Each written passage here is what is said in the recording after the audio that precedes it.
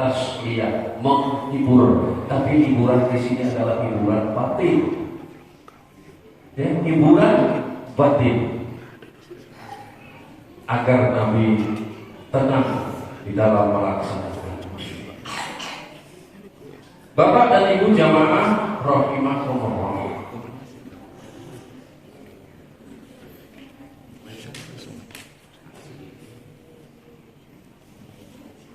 Secara esensi tadi sudah disebutkan bahwa kisah ini disebutkan oleh Al-Quran dalam surah Bani Israel dan dalam surah An-Najm. Para ulama menegaskan dan menjelaskan bahwa dalam waktu yang relatif singkat ada 3 alam yang ditempuh oleh Rasulullah SAW atas izin Allah, atas kehendak Allah Subhanahu wa Ta'ala. Ada 3 alam yang ditempuh sekaligus. Pertama, alam Yaqut namanya. Alam Yaqut ini adalah alam yang kita saksikan ini Pak, bumi, dunia dan seluruh isinya bisa kita sama perhatikan, bisa nampak jelas, ada nama-namanya juga jelas dirinci. Alam Yaqut namanya. Setelah melintasi alam Yaqut ini, lalu Allah menembus nama alam Malakut. Siapa penghuni di sana alam Malakut ini? Tidak ada makhluk yang lain kecuali para malaikat. Seluruh penghuni alam Malakut itu adalah malaikat. Tidak ada makhluk yang lain. Makanya disebut alam Malakut.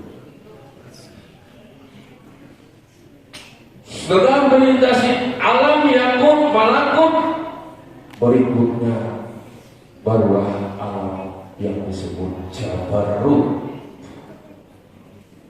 Alam Jabarut.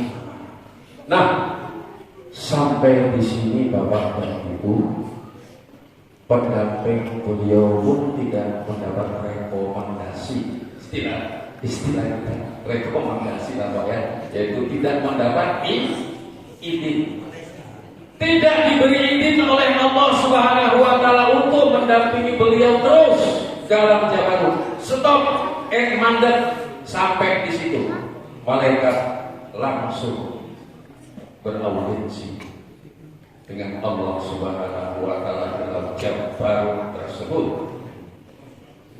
Hadirin, 3 alam sekaligus beliau tempuh dalam waktu yang relatif sangat singkat sekali.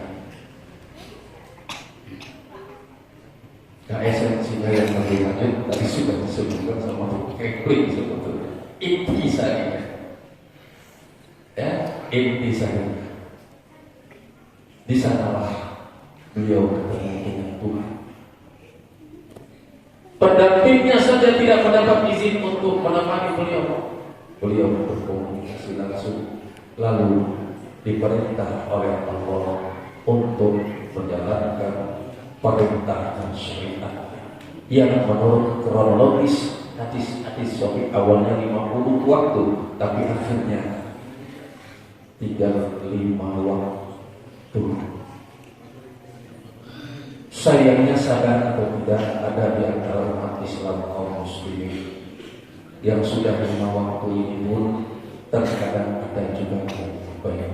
Semoga dengan perayaan dan peringatan ini merupakan motivasi.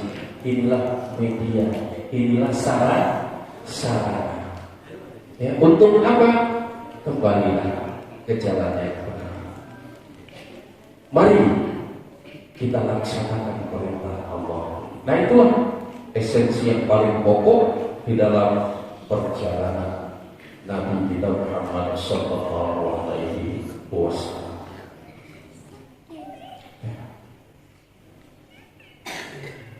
Setelah kembali sampai ke Mekah, ya, menceritakan kronologis peristiwa kisah ini di hadapan para khalayak ramai. Lagi para ahli sejarah menyebutkan lagi ada 4 hikmahnya tadi. Yang pertama sudah saya sampaikan, untuk litaswiyah sebagai hiburan buat nabiyan, untuk menghibur batin tersebut. Yang kedua adalah untuk tamhis namanya. Tamhis ini untuk seleksi, penyaringan, ya, seleksi ataupun penyaringan ataupun filter keimanan manusia. Bagaimana keimanannya dengan peristiwa ini? Ternyata ada 3 kelompok golongan manusia setelah mendengar peristiwa ini.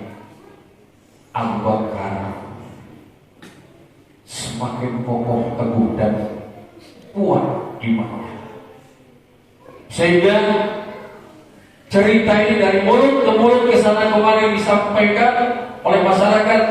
Abu Bakar kalau memang Muhammad yang menyampaikan benar.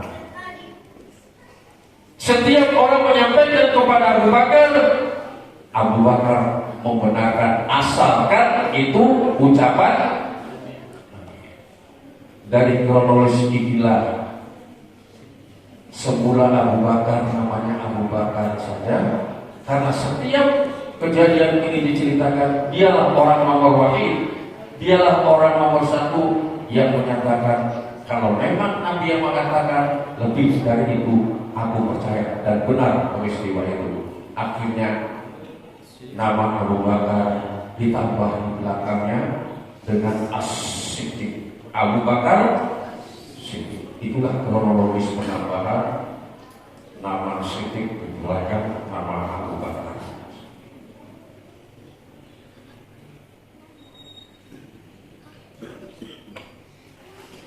Hadirin jamaah rahmatullah, sebagai Abu Bakar bertambah mantap, kuat, kokoh keimanannya terhadap penerimaan kisah ini, Abu Jahal pun semakin kokoh, semakin mantap, semakin kuat kekafirannya, makin paten kafirnya. Dia pula lah orang nomor 1 yang tidak menerima. Ditolak. Kenapa? Gak masuk akal. Karena orang Arab pada umumnya berangkat ke Baitul Maqdis, balik lagi ke Mekah itu makan waktu 2 bulan. Ini 1 malam pun tidak penuh, tidak masuk akal. Hadirin jamaah rahimahumullah, tadi dinyatakan bahwa ini sebagai tamhis, menyaring iman, keyakinan kita, percaya atau tidak. Mau ya silakan, nggak mau juga silakan. Allah tidak paksa. Ternyata Abu Jahal tidak terima ini karena tidak masuk akal. Oleh karena itu Isra dan Mi'raj ini tidak semata-mata dan jangan semata-mata diterima oleh akal. Jangan. Akal buat orang yang beriman itu dibimbing oleh wahyu. Orang yang beriman, yang berakal itu baru menerima syariat. Tetapi kalau orang yang berakal saja tidak percaya, inilah menjadi pembangkang kafir. Jadi semakin kuatlah kekafiran Abu Jahal waktu itu. Dan yang ketiga ada 1 kelompok lagi. Dia antara iya apa tidaknya, antara percaya dengan tidak. Ini namanya ragu. Ya. Jadi setelah peristiwa ini terjadi, masyarakat manusia terpecah menjadi 3. Ada yang imannya semakin mantap, ada ada yang kekafirannya juga semakin mantap, tetapi ada yang ragu-ragu. Inilah kelompoknya Ummu Hanim, ya, bimbangnya ragu, iya atau tidak. Nah, jadi inilah hikmah yang kedua sebagai littamsis menyeleksi iman. Oleh karenanya peristiwa yang spektakuler ini jangan hanya diterima oleh logika, karena memang tidak logika. Kalau kita mau kembalikan kepada logika, banyak peristiwa yang nggak masuk akal. Secara sunatullah hukum alam, orang kalau berkembang, manusia ini kan harus nikah dulu. Ada laki-laki, ada perempuan, baru berkembang biak. Itu secara sunatullah hukum alam. Tapi ada yang nggak punya bapak, ada yang nggak punya mama, tapi kok ada. Contoh, Nabi Adam, mana mamanya? Mana bapaknya? Masuk akal itu. Kalau kita mau menggunakan adat, nggak masuk, nggak diterima akal. Ada lagi, ada yang ada mamanya, ibunya, tapi bapaknya nggak ada, malah jadi fitnah. Siapa itu? Nabi Isa alaihissalam. Kalau Allah mau bertindak dan berbuat fa'alun lima yurid, tidak ada yang tidak mungkin bagi Allah Subhanahu wa ta'ala. Semuanya bagi orang yang beriman, dia tidak akan ragu-ragu, tetap percaya. Nah, ini littamsis namanya untuk mencari iman kita. Yang ketiga, hikmahnya adalah litakrim, untuk memuliakan baginda Nabi kita Muhammad Sallallahu Alaihi Wasallam. Semakin kokohlah kerasulan beliau dengan diperjalankannya oleh Allah Subhanahu wa Ta'ala menembus alam-alam yang tadi disebutkan dan menerima perintah sholat tadi. Dan kemudian yang keempat, hikmah yang bisa kita petik dari perjalanan beliau adalah taklim. Untuk apa? Ini untuk menambah wawasan, menambah pengetahuan.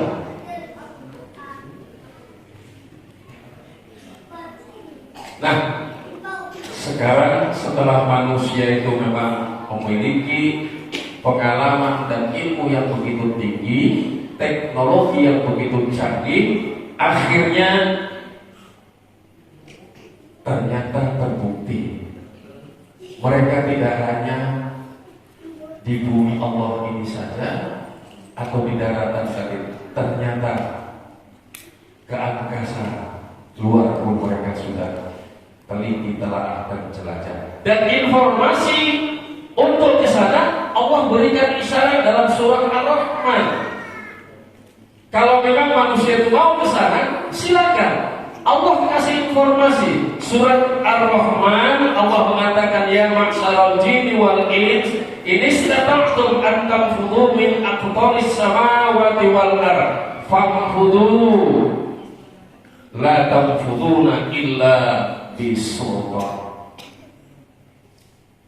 Wahai sekalian jin dan manusia, kalau ingin kamu menembus ke sana, Rasul sudah sampai ke mustawa Sidratul Muntaha, dan kalau Anda mau juga ke sana, Allah sudah memberikan sinyal.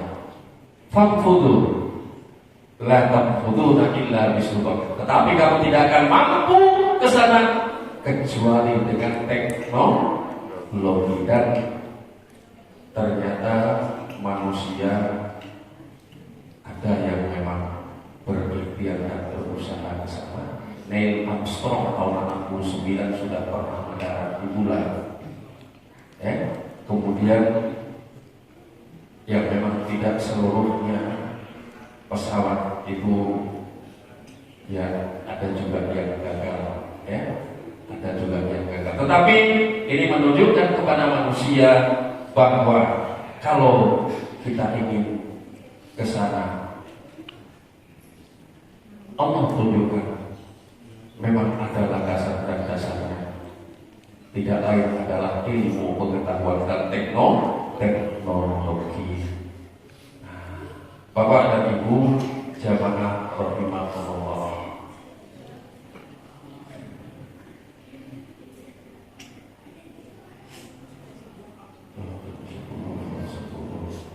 Ini yang paling efektif 30 menit aja dari sudah sampai dengan proses 11. Saya simpulkan aja intisarinya Pak ya.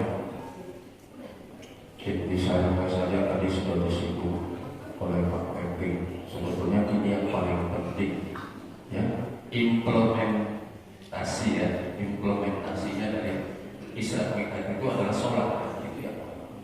Kalau esensinya tadi, maksudnya esensinya tadi, dalilnya sudah ada, surat Al-Jami dan surat Isra. Kemudian implementasi, ini kita yang lemah kepada implementasi. Dalam rangka pengajian subuh Ahad 2 pekan yang lalu sudah disinggung oleh Al-Ustaz Dr. Zaini Dahlan MPD ya, tentang implementasi bulan Rajab. Rajab tinggal ini malam atau besok malam terakhir ya. Karena ini kan tanggal 28 ya. Andainya Rajab cuma 29 ya tinggal besok malam. Kita sering berdoa, Allahumma barik lana fi Rajab wa Sya'ban wa balighna Ramadan.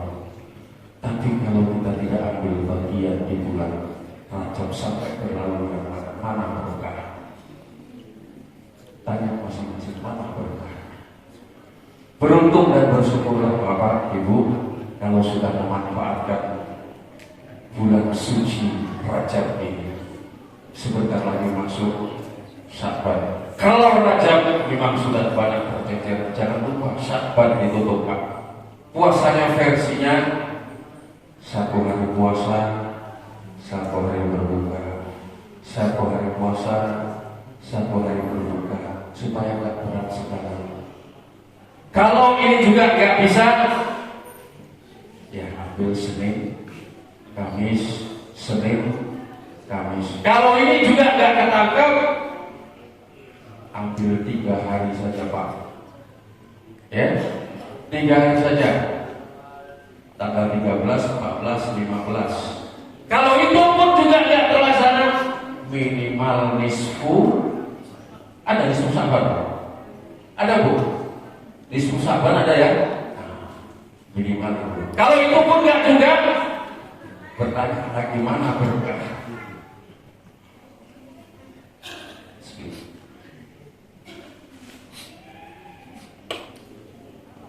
Jamaah rahmatullah,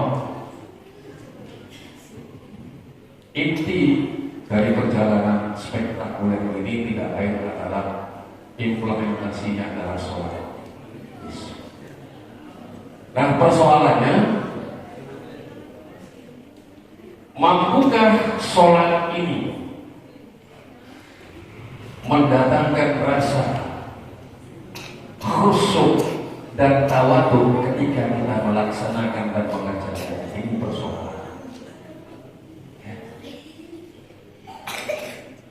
Bisakah dapatkan sholat yang kita kerjakan itu mendatangkan rasa ketenangan, kekhusyukan, khidmat ketika kita melaksanakan ibadat ini? Qad aflahal mu'minun, dijamin, dikasih garansi, pasti beruntung orang-orang mukmin tadi. Alladzina hum fi sholatihim khashi'un, ketika sholat dia khusyuk. Ukuran khusyuk bagaimana Pak Bu? Masing-masing orang berbeda, tidak sama, tidak sama.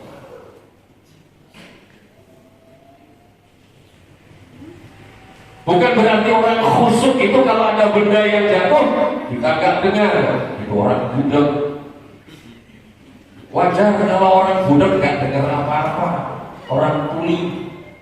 Tapi kalau telinga kita normal, apalagi jaraknya dekat, insya Allah dekat. Tapi bukan itu berarti tidak khusyuk. Saya Ustaz?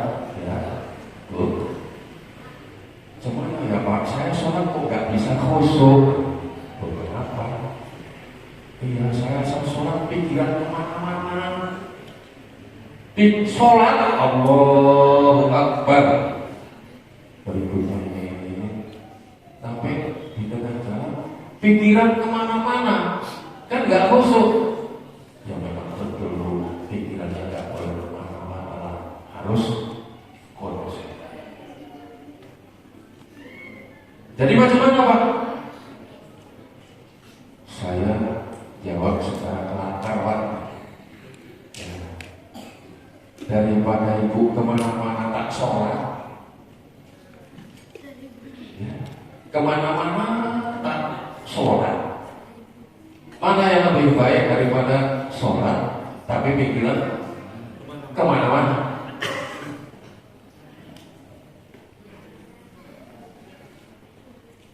Jadi kalau secara logika kita berpikir, tadi sudah saya katakan khusyuk itu kan beragam macam tingkatan. Ya tidak, lain orang mungkin lain kekhusyukan. Definisinya pun ulama berbeda-beda, membuat definisi takrif tentang khusyuk.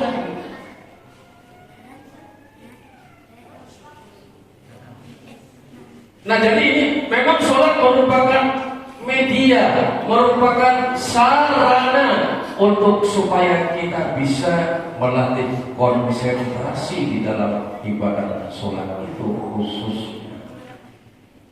Jadi kalau Bapak Ibu tidak bisa khusyuk dalam sholat, jangan mandek sholat. Lawang sholat saja pun gak bisa khusyuk, apalagi gak sholat. Ya karuan kalau gak sholat, tapi ya gak betul. Lebih bagus ya, tetap sholat walaupun pikiran kemana-mana, daripada kemana-mana tidak sholat. Dan jadi ini masalahnya ya, manfaat ibadah yang kita kerjakan. Karena di seusia kita Bapak dan Ibu berbeda dengan anak-anak kita mengerjakan ibadah. Kalau dulu kan diiming-iming dengan anak-anak apa hukumnya wajib Ustaz, kalau dikerjakan pahala, kalau ditinggalkan dosa. Apa kita pun gitu juga kan? Nah kita dimotivasi.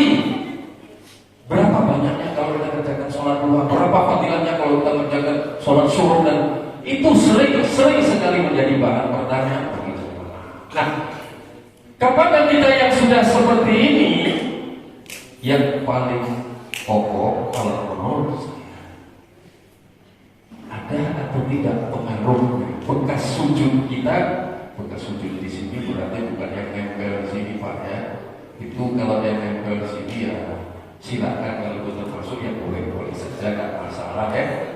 Ya saya sudah 70 tahun, tapi saya gosok makin sakit, tapi nggak hitam kepengen hitam.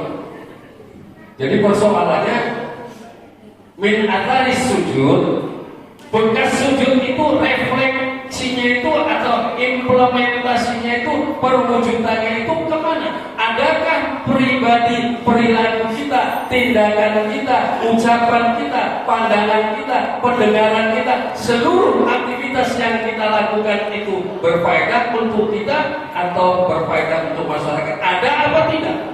Kalau ada peluang, kesempatan untuk melakukan tindakan kriminal, kita masih juga mau melaksanakan itu namanya efektif, sholatnya belum merasa. Makanya ada petunjuk Allah dalam surat Al-Ankabut ayat yang kedua, inna sholata tanha anil fahsya wal munkar. Jadi kalau seusia kita ini Bapak dan Ibu, mari kita upayakan.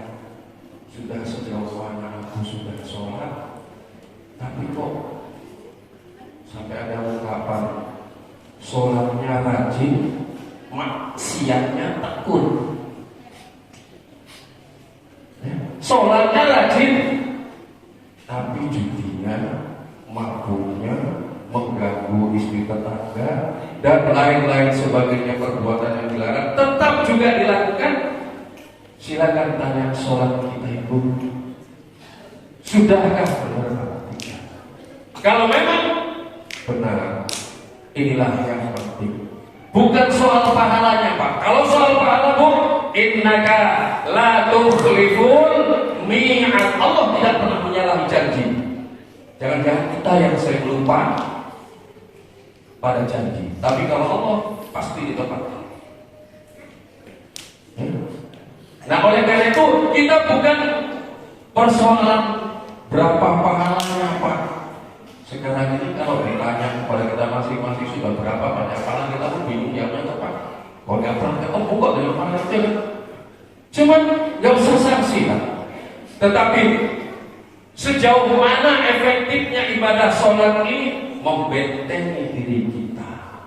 Nah, kalau kita masih juga melakukan tindakan-tindakan yang tidak diridhoi Allah dan tidak disenangi oleh jiran tetangga, masyarakat, bos dan lain sebagainya, itu pertanda sholat kita masih perlu diupgrade. Saya kira Bapak dan Ibu yang menghargai waktu, bukan banyak waktu sebetulnya, banyaklah waktu sebetulnya, tapi kan kita bagi-bagi ya.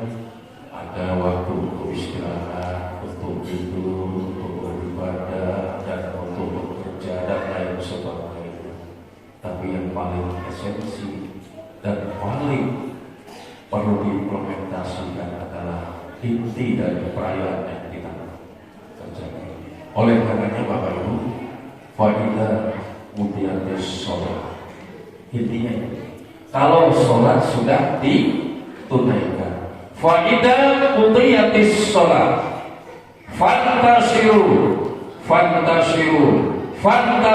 fil ard, jangan terus duduk. Bukan dilarang, bukan nggak boleh, silakan berapa menit silakan berzikir seberapa dibutuhkan waktu, tapi jangan terus menerus. Kalau istilah menunggu sholat, kalau menunggu waktu bisa duduk sebentar di sini, di sholat maghrib gak usah pulang sebentar sampai. Nah, kalau menunggu waktu zuhur atau sholat subuh, macam mana nunggunya waktu? Nunggu waktu zuhur itu macam mana?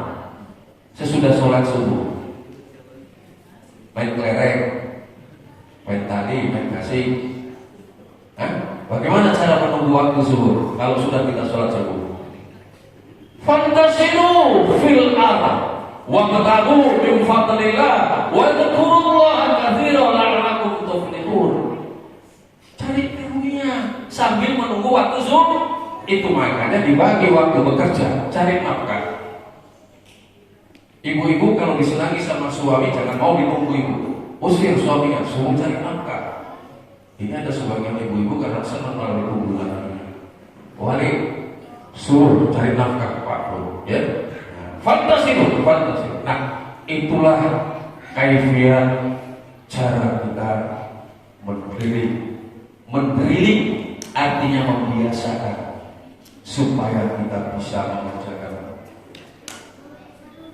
ibadah itu dengan khusyuk dan tawadhu, akhirnya mendatangkan ketenangan, kedamaian, kenyamanan dan ketentraman, dan akhirnya sholat ini kita harapkan bisa mencegah dari perbuatan yang keji dan mungkar itu tadi. Kalau ada seorang hamba Allah yang masih rajin sholat tapi maksiatnya tekun, ini pertanda sholatnya masih perlu di-upgrade ataupun ditingkatkan. Bapak dan Ibu tidak bermaksud mengajari titik berenang dan menggurui orang yang sudah banyak juga pengalaman, tapi pertemuan kita ini adalah sebagai media dan alat serta sarana untuk yang dikatakan Rasul iman kita itu kadang-kadang yasin, kadang-kadang grafiknya naik barometer, tapi kadang-kadang wayang kus, kadang-kadang melorot drastis tajam. Kenapa? Tanya diri sendiri apa yang menyebabkan seperti itu, ya. Nah, inilah tempat sharing kita. Mudah-mudahan dengan pertemuan ini menjadi motivasi kepada kita, sugesti kepada kita untuk bagaimana kita tetap istiqomah. Sholatlah secara daimun. Sholat yang daimun itu yang bagaimana dia tidak memandang situasi pandemi atau tidak pandemi, tidak persoalan. Jangan kosongkan masjid ini. Ya, pandemi atau tidak pandemi, sehat atau sakit tetap sholat. Kita cuma menunggu dua waktu. Pertama waktu sholat, yang kedua waktu di sholat. Betul itu Pak? Dua waktu ini yang kita jaga dan kita tunggu. Pertama menunggu waktu sholat. Ibu pulang dari sini, silakan nikmati tidur malam. Tapi nanti jauh lail, jauh di tengah malam bangunlah. Wa minal lail fatahajjad bihi. Tambahi, tidak cukup yang fardu saja Bu. Dan tambahi kira-kira jam 3 atau jam 2 atau menjelang subuh sampai waktu subuh tuntaskan.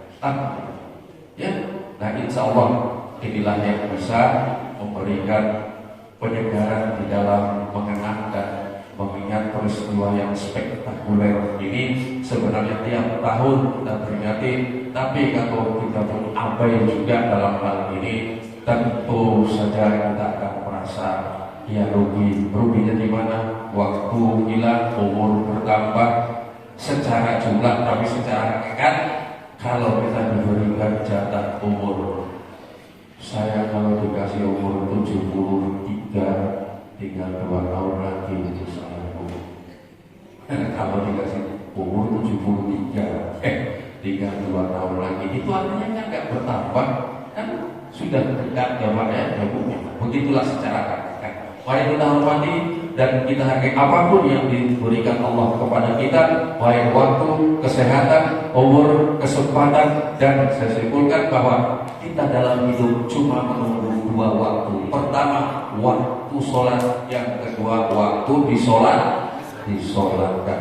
Terima kasih atas perhatian Bapak dan Ibu semuanya, dengan yang diberikan kekuatan tadi dan kesabaran oleh Allah Subhanahu wa taala, kemudian juga diberikan petunjuk hidayah dari Allah Subhanahu wa taala. Pak, kalau Ibu nggak duduk di sini, Bapak nggak duduk di sini sampai jam 22, hampir 30 menit, setengah 11, saya yakin mungkin kita sudah tidur masing-masing di rumah. Tapi inilah rahasia, inilah hikmahnya Bu. Ya, selesai ini silakan saja nanti kita nikmati tidur, yang mudah-mudahan jauh di tengah malam kita dibangunkan Allah untuk menambah sholat malam. Terima kasih atas perhatian Bapak dan Ibu, serta khususnya kepada panitia penyelenggara yang sudah memberi waktu dan kesempatan kepada kami untuk sekedar untuk berbincang-bincang seputar peristiwa spektakuler ini yang terjadi pada baginda Nabi kita Muhammad SAW. Semoga kita bisa melaksanakan yaitu intisari dari peristiwa yang spektakuler ini. Demikian saja Pak Bu, andai kata ada yang tidak pas dan tidak sesuai dengan harapan, saya mohon maaf dan mohon izin. Dan mari sesuai dengan agenda acara ditutup dengan doa ya kita sama bermohon kepada Allah Subhanahu wa taala, semoga kerja yang kita laksanakan diprakarsai oleh adik-adik kita ini bermanfaat. Na'udzubillahi minasyaitonir rajim. Bismillahirrahmanirrahim. Hamdan syakirin ya Allah, hamdan na'imin, hamdan yuwafi ni'mah wa yukafi mazidah ya Rabbana. Lakal hamdu ya Allah, wa lakal syukru kama yanbaghi li jalali wajhikal karim wa 'azimi sultanik. Allahumma ya Allah, Engkau zat yang maha suci ya Allah, lagi sempurna ya Allah, maha kuasa ya Allah. Pada malam hari ini di rumah ini ya Allah, kami mengenang dan mengingat peristiwa yang spektakuler yang Kau lakukan terhadap hamba-Mu Muhammad sallallahu alaihi wasallam. Ya Allah, jadikanlah sholat ini menjadi kebutuhan dalam kehidupan kami ya Allah, dan jadikanlah sholat yang kami lakukan ini bisa mendatangkan kekhusyukan, kesejukan, kenyamanan dan kedamaian Ya Allah, ya Tuhan hamba, ij'al jam'ana hadza ya Allah jam'an marhumah. Jadikanlah ya Allah pertemuan kami pertemuan yang Engkau berkahi dan Engkau rahmati. Waj'alna jam'ana hadza jam'an marhumah fatafarraqna min ba'di ya Allah tafarraqa ma'suma. Ya Allah, jadikan bulatlah ya Allah perpisahan kami. Sebentar lagi kami akan meninggalkan rumah kami, kembali ke rumah masing-masing, tetap dalam keadaan sehat walafiat ya Allah. Ya Allah, jadikanlah kami sebagai hamba-Mu yang bertakwa, bersyukur, ikhlas di dalam melaksanakan perintah-Mu ya Allah. Jadikan kami orang-orang yang senantiasa selalu menjalankan kewajiban padamu ya Allah. Allahumma ya Allah ya Tuhan kami, anzilir rahmah wal nikmah wal barakah wal maghfirah was sihata was salama wat taufiq wal hidayah li alamin ahli hadhil jamaah bi rahmatika ya Allah ya rabbal alamin. Rabbana taqabbal minna du'ana innaka antas samiul alim wa tub alaina ya Allah innaka antat tawwabur rahim. Rabbana atina fid dunya hasanah wa fil akhirati hasanah wa qina adzabannar walhamdulillahi rabbil alamin. Taqabbalallahu minkum minna wa minkum taqabbal ya karim. Wassalamualaikum warahmatullahi wabarakatuh.